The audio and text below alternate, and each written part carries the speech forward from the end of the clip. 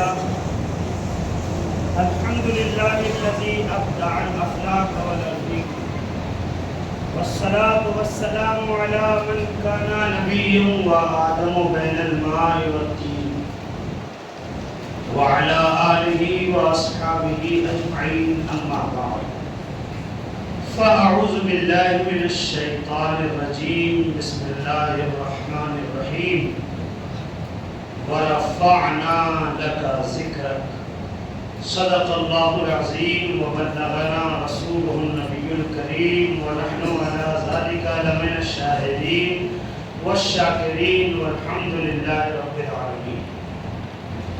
ہو مبارک اہل ایمان عید میلاد النبی، ہو مبارک اہل ایمان عید میلاد النبی، ہو گئی قسمت درخشاں عید میلاد النبی. اور نثار تیری چہل پہل پر ہزاروں عید ربیع الاول، نثار تیری چہل پہل پر ہزاروں عید ربیع الاول، سوائے ابلیس کے جہاں میں سبھی تو خوشیاں منا رہے ہیں.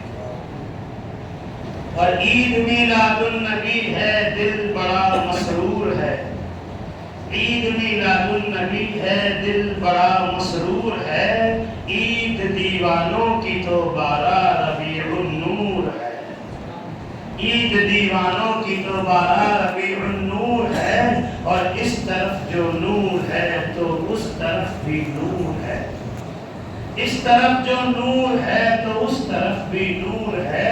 ذرہ ذرہ سب جہاں کا نور سے معمور ہے، آمد سرکار سے ظلمت ہوئی کافور ہے، آمد سرکار سے ظلمت ہوئی کافور ہے. کیا زمین کیا آسماں ہر سمت چھایا نور ہے. معزز حاضرین، بارگاہ رسالت میں ادب و احترام کے ساتھ درود و سلام کا نذرانہ پیش کیجئے. پڑھیے اللہم صلی علی سیدنا و شفیعنا و حبیبنا و کریمنا مولانا محمد بارک وسلم صلاۃ و سلام علیک یا رسول اللہ صلی اللہ علیہ وسلم. آج 12 ربیع الاول ہے، عیدوں کی بھی عید ہے، سب سے بڑی عید کا دن. عید اللہ کی نعمت جس دن ملے وہ دن عید کا دن ہوتا ہے. قرآن کے 7واں پارہ سورہ مائدہ کے آخر میں آخری رکوع قرآن کی آیت موجود ہے. عیسیٰ علیہ السلام نے اللہ سے دعا کیا، ربنا انزل علینا مائدۃ من السماء تکون لنا عیدا لاولنا وآخرنا. یا اللہ ہم پر آسمان سے دسترخوان نازل فرما تاکہ ہمارے اگلوں اور پچھلوں کے لیے وہ عید کا دن ہو جائے. لہذا اس آیت میں پتہ چل رہا ہے کہ دسترخوان جو نعمت ہے وہ آسمان سے اترے تو وہ عید کا دن ہو جائے. معلوم ہوا کہ صرف 2 عید نہیں ہے، ایک رمضان کے بعد والی اور ایک بقرہ عید. صرف 2 عید نہیں ہے، بلکہ قرآن کی یہ آیت بتا رہی ہے کہ اللہ کی نعمت جس دن نازل ہو وہ دن بھی عید کا دن ہو جاتا ہے. قرآن کی 7ویں پارے کی آیت سے پتا چلا کہ صرف 2 عید نہیں ہے کہ بلکہ جس دن نعمت اترے وہ دن بھی عید کا دن ہوتا ہے. اور دنیا کو معلوم ہونا چاہیے کہ محمد سے بڑی کوئی نعمت نہیں. دنیا کو معلوم ہونا چاہیے کہ اللہ کی سب سے بڑی نعمت کا نام محمد رسول اللہ ہے، جس نعمت پر خود رب العالمین کو بھی ناز ہے. اور قرآن کے 4تھا پارہ سورہ آل عمران میں اللہ نے ارشاد فرمایا، لقد من اللہ علی المؤمنین اذ بعث فیہم رسولا، کہ اللہ نے مومنوں پر بڑا احسان کیا کہ انہیں اپنا رسول عطا فرما دیا. اللہ نے مومنوں پر بڑی نعمت فرمائی کہ ان کے بیچ اپنا رسول بھیجا. معلوم ہوا کہ رسول کا تشریف لانا یہ اللہ کی بہت بڑی نعمت ہے. اور ادھر نعمت کے ملنے پر عید منایا جا رہا. عید صرف 2 نہیں ہے بلکہ یہ بھی عید ہے, بلکہ یوم عرفہ عید ہے, بلکہ ہم مسلمانوں کو تو ہر جمعہ عید مل رہی ہے, ہر جمعہ عید. تو یہ کہنا کہ صرف 2 عید ہوتی ہے غلط بات ہے, کیونکہ یہ سب عید ہے اور ان عیدوں کی بھی عید مصطفیٰ کی تشریف آوری. کہ اگر وہ نبی نہ آتے تو نہ ہمیں کوئی رمضان ملتا, نہ ہمیں کوئی قرآن ملتا, نہ ہمیں کوئی عید ملتی. اگر وہ نبی نہ آتے تو نہ ہمیں بقرعید ملتی. اگر وہ نبی نہ آتے کوئی شب قدر نہ حاصل ہوتی. اگر وہ نبی نہ آتے اللہ کی کوئی نعمت نہ ملتی. تبھی تو کہا کہ وہ جو نہ تھے تو کچھ نہ تھا, وہ جو نہ ہو تو کچھ نہ ہو, وہ جو نہ تھے تو کچھ نہ تھا, وہ جو نہ ہو تو کچھ نہ ہو. ارے جان ہے وہ جہان کی, جان ہے 2 جہان, جان ہے وہ جہان کی.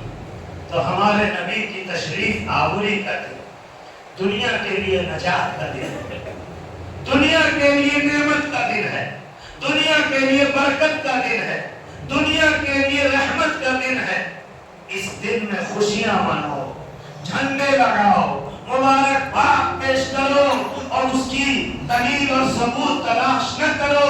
محبت رسول میں ڈوب کر نبی کی محبت کا ثبوت پیش کرو. کہ نہیں دیکھتے 15 اگست کو ملک ہندوستان آزاد ہوا تو ہم خوشی میں آزادی کا جھنڈا, ترنگا جھنڈا لہراتے ہیں. تو 15 اگست کو ایک ملک آزاد ہوا اور 12 ربیع الاول کو وہ نبی آیا جس نے پوری دنیا کو کفر کی غلامی سے آزاد کرا دیا. 12 ربیع الاول کو وہ مصطفیٰ تشریف لائے جس نے پوری دنیا کو غلامی سے, کفر کے اندھیرے سے, گمراہی کے اندھیرے سے نجات دلایا. اور آج ہم جو زندگی گزار رہے ہیں یہ نبی کا صدقہ ہے. آج جو ہم پاک صاف رہ رہے ہیں یہ نبی کا صدقہ ہے. آج جو ہم حرام اور حلال میں تمیز سمجھ رہے ہیں یہ نبی کا صدقہ ہے. آج جو ہم خوشحال زندگی گزار رہے ہیں یہ نبی کا صدقہ ہے. بلکہ ہمارے پاس جتنی بھی نعمتیں ہیں وہ سب مصطفیٰ کا صدقہ. آج کا دن بڑی خوشی کا دن ہے. بڑھ چڑھ کر اللہ کی راہ میں خرچ کیجیے, بڑھ چڑھ کر اللہ کی راہ میں لٹائیے. اپنے ہمسایوں, اپنے پڑوسیوں, غریبوں کا خیال رکھیے. مسجد اور مدرسے میں بھرپور تعاون کیجیے. صدقہ نبی کے نام پر صحابہ نے تو جان لٹا دیا. ہم لوگ تو تھوڑا سا مال خرچ کرتے ہیں, ہم لوگ تو تھوڑی سی شیرنی بانٹتے ہیں, ہم لوگ تو تھوڑا سا لنگر چلاتے ہیں, ہم لوگ تو تھوڑا سا گھروں کو سجاتے ہیں, ہم لوگ تو تھوڑی دیر کے لیے جلوس نکالتے ہیں, 2-4 کلومیٹر چلتے ہیں. ورنہ نبی کے صحابہ نے نبی کی عزت کے خاطر اپنی جان قربان کر دیا. نبی کے صحابہ نے نبی کی محبت میں اپنا پورا مال قربان کر دیا. نہیں دیکھتے ابو بکر صدیق اپنا سارا مال لے کر آ رہے ہیں, حتیٰ کہ جسم پر کپڑا بھی نہیں ہے, ٹاٹ کا لباس ہے اور بٹن کی جگہ کھجور کی گٹھلی ہے. جبریل تشریف لائے اور کہا یا رسول اللہ, آپ کے ابو بکر کو دیکھ کر فرشتے بھی رشک کر رہے ہیں اور آسمان کی طرف دیکھیے سارے فرشتوں نے ابو بکر جیسا لباس پہنا ہوا ہے. صحابہ نے تو اس انداز میں نبی کی محبت پیش کیا, اپنے جان مال کو قربان کر دیا. اور ہم اور آپ تو 2-4 کلومیٹر چلتے ہیں, بہت تو 2-4 گھنٹہ نبی کی نعت پڑھتے ہوئے چلتے ہیں. قسم خدا کی صحابہ نے نبی کی عظمت کے لیے کئی کلومیٹر کا سفر طے کیا ہے. صحابہ نے پیدل سفر طے کیا ہے. بلکہ ڈاکٹر اقبال نے صحابہ کے جب جذبے کو دیکھا تو پکار اٹھے کہ دشت تو دشت دریا بھی نہ چھوڑے ہم نے, دشت تو دشت دریا بھی نہ چھوڑے ہم نے, بحر ظلمات میں دوڑا دیے گھوڑے ہم نے. یعنی صحابہ نے نہ جنگل چھوڑا، بنے جنگل دریا، یعنی جہاں نبی کی عظمت کا ڈنکا بجانا ہوا، نبی کی نعت پڑھنی ہوئی، نبی کی تعریف لوگوں کے دلوں میں جمانا ہوا، صحابہ نکل گئے، اور انہی کی بدولت ہم لوگوں تک ایمان پہنچا ہے۔ صحابہ کی بدولت ہم لوگوں تک ایمان پہنچا ہے۔ نبی سے محبت ایسی تھی صحابہ کو کہ جب ایک کافر عروہ ابن مسعود جو اس وقت تک کفر میں تھے، بعد میں ایمان لے آئے، جب ان کو قریش نے اپنا سفیر بنا کے بھیجا کہ ذرا دیکھو کہ محمد اور ان کے صحابہ کے پاس آخر ایسی کون سی طاقت ہے کہ یہ لوگ بڑھتے ہی چلے جا رہے ہیں، اس لیے یہ لوگ فتح کرتے چلے جا رہے ہیں، ان کے ماننے والوں کی تعداد بڑھتی چلی جا رہی ہے، قبیلہ کا قبیلہ مسلمان ہوا چلا جا رہا ہے، خاندان کا خاندان ایمان قبول کیے چلا جا رہا ہے، آخر پتہ کرو کون سی دولت ہے ان کے پاس، آخر پتہ کرو کون سی طاقت ہے ان کے پاس، آخر پتہ کرو یہ محمد اور ان کے جانثار آخر کون سی پلاننگ کر رہے ہیں، کیسے آگے بڑھتے چلے جا رہے ہیں۔ وہ کہتے ہیں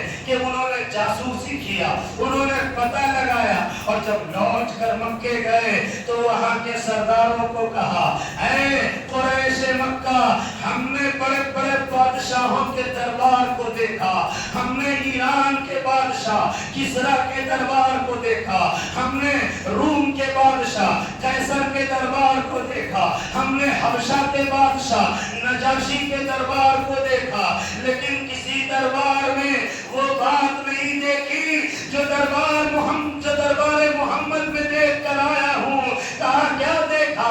کہا میں نے دیکھا کہ جب محمد وضو کرتے ہیں تو وضو کا پانی زمین پر نہیں گرتا ہے، بلکہ ان کے جانثار اسے ہاتھ میں لے کر اپنے چہروں پر ملتے ہیں، کوئی برتن میں جمع کرتا ہے، حتیٰ کہ محمد تھوکتے ہیں تو صحابہ اسے بھی لے کر چہرے پر مل لیتے ہیں۔ تو جو لوگ اپنے سردار سے ایسی محبت کرتے ہو، بھلا انہیں کون ہرا سکتا ہے؟ جو قوم اپنے نبی کی عزت کی اتنی خیال رکھنے والی ہو، اتنی محبت کرتی ہو، بھلا اس قوم کو یا اس قوم کے نبی کو کون ہلاک کر سکتا ہے؟ اے لوگوں، تم ٹھہر جاؤ، اب یا تو محمد خود سے پسپا ہو جائیں یا پھر اللہ ان کے دین کو غالب کر دے گا۔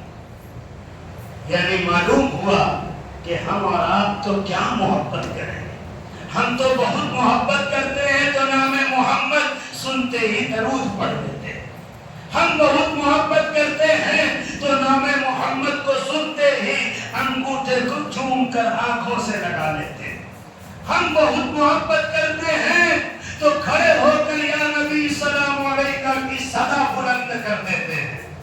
لیکن صحابہ ایسی محبت ہے کہ وضو کا پانی نہیں گرنے دے رہے ہیں، صحابہ ایسی محبت ہے کہ نبی کا تھوک نہیں گرنے دے رہے ہیں، حتیٰ کہ ایک جنگ کے موقع پر نبی کو زخم لگا اور خون نکلنے لگا تو ایک صحابی نے منہ لگا کر چوس کر خون کو پی لیا۔ محبت کی ایسی مثال حدیث میں موجود ہے کہ آپ قربان چاہیے۔ اللہ کے نبی نے اس صحابی سے پوچھا، یہ کیا کیا تم نے؟ کہا یا رسول اللہ، آپ کا خون بہ رہا تھا، میں نے سوچا کہ نبی کا خون میرے اندر چلا جائے۔ اللہ کے نبی نے کہا، کس چیز نے تجھے اس بات پر ابھارا؟ انہوں نے کہا، اللہ رسول کی محبت نے اس بات پر مجھے ابھارا۔ تو نبی فرماتے ہیں، میرا خون تیرے جسم میں چلا گیا ہے، اب تجھے جہنم کی آگ نہیں چھوئے گی، جہنم کی آگ تجھ پر حرام ہو گئی۔ کیا کوئی کہے گا کہ کہیں پر قرآن میں کوئی حکم آیا ہے کہ خون پی لو، کہیں پر حدیث میں آیا ہے کہ خون پی لو؟ بلکہ خون کو تو ناپاک کہا گیا ہے، لیکن نہ قرآن میں آیا نہ حدیث میں آیا، صحابہ نے یہ محبت رسول میں کر دیا۔ یہ محبت کی اعلیٰ مثال ہے. ہم اور آپ تو عقل کا گھوڑا دوڑاتے رہ جائیں, ہم اور آپ تو حدیث اور قرآن میں ثبوت کھوجتے رہ جائیں, اور صحابہ نے وہ ڈر دکھایا کہ زمانہ انگشت بدندہ ہے, کہ کیسی محبت تھی ان صحابہ کو. اسی لیے تو اللہ نے ان صحابہ کے ایمان کو دیکھتے ہوئے قرآن میں کہا وَإِذَا قِيلَ لَهُمْ آمِنُوا كَمَا آمَنَ النَّاسُ, اے لوگوں ایسا ایمان لاؤ جیسے یہ صحابہ ایمان لائے. ان کے ایمان کو بھی آئیڈیل بنا دیا اللہ نے, اور قرآن میں اللہ نے کہا یہ صحابہ وہ ہیں کہ رضی اللہ عنہم ورضوا عنہ, کہ اللہ ان سے راضی ہے اور یہ اللہ سے راضی ہے. یہ محبت رسول میں ہو رہا ہے. نبی کی محبت میں جو بھی جائز کام کیا جائے وہ سب ثواب والا, اس کا ثبوت اور دلیل کھوجنے کی کوئی حاجت نہیں. محبت رسول میں آدمی بڑھ چڑھ کر اپنے عشق کا مظاہرہ کرے. ورنہ حضرت عثمان سے پوچھو کہ قرآن میں کہاں پر لکھا ہوا ہے, حدیث میں کہاں لکھا ہوا ہے کہ جب نبی ان کے گھر جا رہے ہیں تو پیچھے پیچھے عثمان نبی کے قدم کو گن رہے ہیں, نبی کا پیر اٹھ رہا ہے, عثمان پیر کو گن رہے ہیں. نبی کو محسوس ہوا کہ عثمان کچھ کر رہے ہیں. پوچھا ہے عثمان کیا ہو رہا ہے, تو کہتے ہیں یا رسول اللہ میں نے اللہ کے حضور وعدہ کیا ہے کہ میرے محبوب میرے گھر جو جا رہے ہیں یہ میرے لیے بڑے فخر کی بات ہے, یہ میرے لیے بڑی خوشی کی بات ہے کہ مصطفیٰ میرے گھر مہمان ہو رہے ہیں. تو میں نے یہ وعدہ کیا کہ شکرانے کے طور پر ہر قدم پر ایک غلام آزاد کروں گا. جتنا قدم میرے نبی کا اٹھے گا ہر قدم کے بدلے ایک غلام آزاد کروں گا. ان سے پوچھے کوئی کہ یہ کس نے آپ کو کہہ دیا, لیکن کہیں گے کہ یہ محبت ہے میرے نبی کی. بلکہ جس بخاری کا ہم لوگ بہت عزت کرتے ہیں, کرنا بھی چاہیے, جس بخاری کی ہم لوگ عزت کرتے ہیں, جس بخاری کا ہم لوگ ہر چیز میں دلیل کھوجتے ہیں, جس بخاری کے ریفرنس کو ہم طلب کرتے ہیں, سنیے وہ امام بخاری ہیں. نہ نبی کا زمانہ پایا, نہ صحابہ کا زمانہ پایا, نہ تابعین کا زمانہ پایا.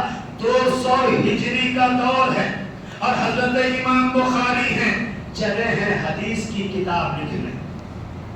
حدیث کی کتاب لکھنے کا شوق ہوا امام بخاری کو, اور بخاری 16 سال میں تیار کیا انہوں نے.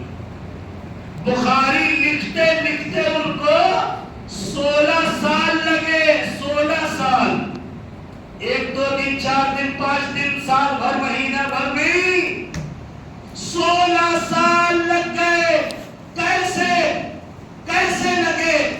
ایک حدیث ان کو ملتی تھی تو اس کی تحقیق کرتے تھے, اس کی سند حاصل کرتے تھے, اور اس کے بعد وہ حدیث جب لکھنا بالکل طے ہو جاتا تھا کہ اس کو اپنی کتاب میں لکھنا ہے, تو امام بخاری غسل کرتے تھے.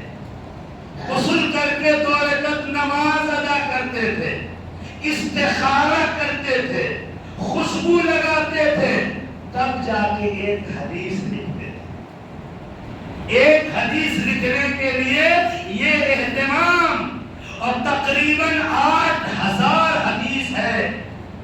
بعض روایتوں میں 7200 کچھ حدیث پاک. یہ تکرار اگر کی جائے تو 9000 کے لگ بھگ حدیث پاک بخاری میں ہے. گویا اتنی بار امام بخاری نے 2 رکعت نماز ادا کیا, اتنی بار امام بخاری نے غسل کیا, اتنی بار امام بخاری نے استخارہ کیا, اتنی بار امام بخاری نے خوشبو لگایا. اب ان سے کوئی پوچھے کہ یہ قرآن میں کہاں لکھا ہوا ہے, یہ کہاں لکھا ہوا ہے کہ آپ ایسا اہتمام کیجئے, تو وہ جواب دیں گے کہ لکھا ہوا کہیں نہیں ہے, یہ میری نبی سے محبت ہے کہ نبی کی حدیث لکھنا ہے تو اتنا اہتمام کیا.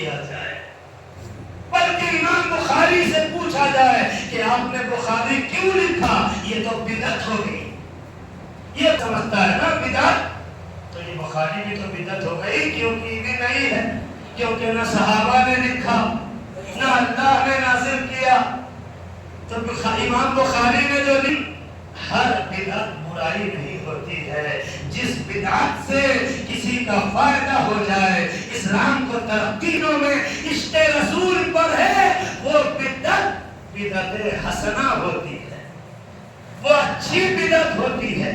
اور جو بدعت قرآن اور حدیث سے ٹکرا جائے، یعنی جس کو اللہ رسول نے ناجائز کہا اور آدمی وہ چیز پیدا کرے، تو وہ بدعت سیاح ہو جاتی ہے، یعنی بری بدعت۔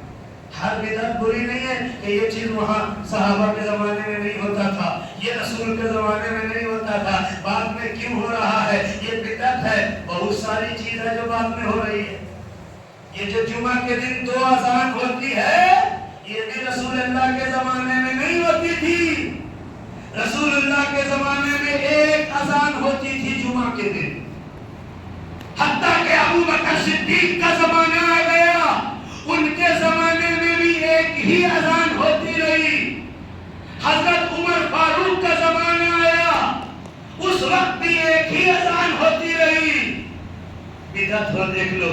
حضرت عثمان غنی کا زمانہ آیا، آدھا دور گزر گیا، 1 ہی اذان ہوتی رہی، لیکن عثمان غنی نے دیکھا کہ لوگ نمازوں سے دور ہو رہے ہیں، کسی کی جماعت چھوٹ رہی ہے، تو حضرت عثمان نے سوچا کہ لوگوں تک آواز پہنچانے کے لیے مؤذن کو کہا 1 اذان اور دیا کرو، تاکہ اب بھی جو لوگ نہیں آئے ہیں مسجد وہ بھی آ جائیں اور ان کو بھی جماعت مل جائے۔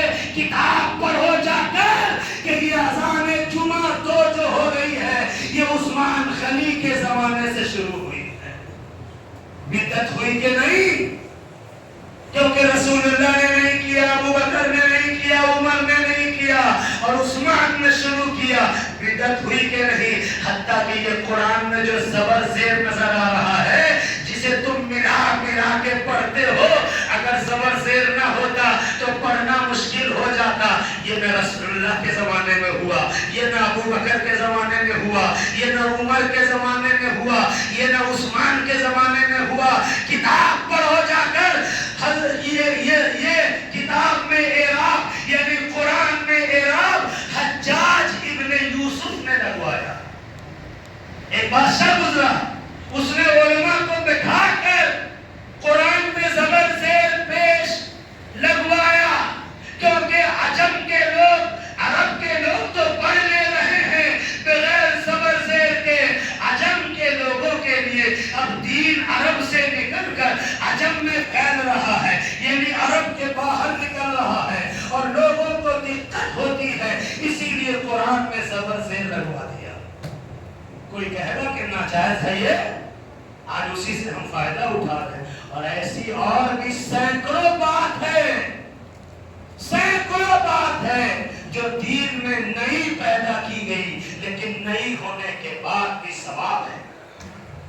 ہر نئی بات پوری نہیں ہوتی، ورنہ جہاز بھی نیا ہے برا ہو جائے، ٹرین بھی نیا ہے برا ہو جائے، موٹر کار نیا ہے برا ہو جائے، مسجدوں میں اے سی لگی ہے بری ہو جائے، مسجدوں میں ٹائلز اور سنگ مرمر لگا ہے برا ہو جائے، بہت ساری باتیں ہمارے اندر سے نکل جائیں گی، لیکن ساری نئی باتیں پوری نہیں ہوتی۔ اسی لیے محبت رسول میں جو میلاد من رہا ہے، محبت نبی میں جو جلوس نکل رہا ہے، محبت رسول میں جو جھنڈے لہرا رہے ہیں، محبت نبی میں جو لنگر بٹ رہا ہے، محبت نبی میں جو شیرنی تقسیم ہو رہی ہے، محبت نبی میں جو کھڑے ہو کر یا نبی سلام علیکہ نغمے پکارے جا رہے ہیں، اے میرے بھائی، اگرچہ وہ صحابہ یا پرانے زمانے کے روایتوں میں نہیں ملتا ہے، لیکن زمانہ جیسے جیسے آگے بڑھے گا نئی چیز بھی شروع ہوگی، لیکن اگر اچھی ہے تو اس پر ثواب ملے گا، ثواب ملے گا۔ ضروری نہیں ہے کہ جو صحابہ نے کیا وہی، صحابہ کا دور اور تھا، ورنہ صحابہ نے جو کیا وہ کرو گے تو صحابہ نے تو نبی کے نام پر اپنی گردن قربان کر دیا، کر سکتے ہو؟ صحابہ نے نبی کے نام پر پورا گھر بار چھوڑ کے ہجرت رد کر لیا، کرو گے؟ صحابہ نے نبی کے نام پر خاندان سے رشتہ چھوڑ لیا، حتیٰ کہ کیسی کیسی جنگوں میں اپنے جوہر دکھائے، کرو گے؟ صحابہ کی تو ہم لوگ برابری کر ہی نہیں سکتے، وہ تو اعلیٰ ہیں، ہماری جتنی اوقات ہے، ہمارے زمانے کی جتنی سہولیات ہے، ہمارے زمانے کی جتنی ایجادات ہے، ہم اسی کے ذریعے نبی کی محبت کا ثبوت پیش کریں۔ یہ 12 ربیع اول عیدوں کی عید ہے، اگر یہ عید نہ ہوتی، یعنی اگر نبی نہ آتے تو کوئی عید نہ ملتی، کوئی رمضان نہ ملتا، کوئی قرآن نہ آتا، نہ نماز ملتی، بلکہ تم اپنے رب کو نہیں جان پاتے اگر مصطفیٰ نہ آتے۔ اسی لیے شاعر نے کہا، وہ جو نہ تھے تو کچھ نہ تھا، وہ جو نہ ہو تو کچھ نہ ہو، جان ہے وہ جہان کی، جان ہے تو جہان ہے۔ ہو مبارک اہل ایمان، عید میلاد النبی، ہو گئی قسمت درخشاں عید میلاد النبی، نثار تیری چہل پہل پر ہزاروں عید ربیع الاول، سوائے ابلیس کے جہاں میں سبھی تو خوشیاں منا رہے ہیں، سوائے ابلیس کے۔ حدیث میں آتا ہے ابلیس رویا چلایا کہ اللہ نے اپنا محبوب پیدا کر دیا ہے، اب وہ اسلام کی دعوت دے گا، اب لوگوں کو ایمان والا بنا دے گا، اب لوگوں کو خدا کی بارگاہ میں جھکا دے گا، اب لوگوں کو معبودوں کی پرستش سے یعنی جھوٹے خداؤں کی پوجا سے الگ کر دے گا، بلکہ بتوں سے کہہ دو کہ گھر بدل دیں، خدا کے گھر کو وہ کر دے خالی، بتوں سے کہہ دو کہ گھر بدل دے، خدا کے گھر کو وہ کر دے خالی، کہ آ گیا ہے وہ عبد باری، تیرا پجاری بدل رہا ہے، کہ آ گیا ہے وہ عبد باری، تیرا پجاری بدل رہا ہے، قدم زمین پر یہ کس نے رکھا، زمانہ کروٹ بدل رہا ہے، قدم زمین پر یہ کس نے رکھا، زمانہ کروٹ بدل رہا ہے، ادھر بھی سورج نکل رہا ہے، ادھر بھی سورج نکل رہا ہے۔ صبح صادق کا وقت ہے اور نبی پیدا ہو رہے ہیں، شاعر کہہ رہا ہے کہ قدم زمین پر یہ کس نے رکھا، زمانہ کروٹ بدل رہا ہے، ادھر بھی سورج نکل رہا ہے، ادھر بھی سورج نکل رہا ہے، یہ بھیلی بھیلی سی مست خوشبو نصیب کس سے چھپا کے لائی، یہ بھیلی بھیلی سی مست خوشبو نصیب کس سے چھپا کے لائی، وہ ہنس کے بولی کہ زلف کھولے حبیب داور ٹہل رہا ہے، وہ ہنس کے بولی کہ زلف کھولے حبیب داور ٹہل رہا ہے، قدم زمین پر یہ کس نے رکھا، زمانہ کروٹ بدل رہا۔ تو پیارے نبی کی شان و عظمت کوئی حق ادا کر ہی نہیں سکتا، ہم روز میلاد کریں تب بھی کم ہے، ہم دن رات مصطفیٰ کی میلاد کریں تب بھی کم ہے، کیونکہ جن کی شان اللہ نے بلند کر دی ہے، بندہ ان کی شان کیا بیان کر سکتا ہے؟ بس اللہ ہمیں ان کا غلام بنا کے رکھے، ان کا نام لیوا بنا کے رکھے، ان کا کلمہ پڑھتے رہیں، ان پر درود پڑھتے رہیں اور ان کی آمد کی خوشی مناتے رہیں۔ وآخر دعوانا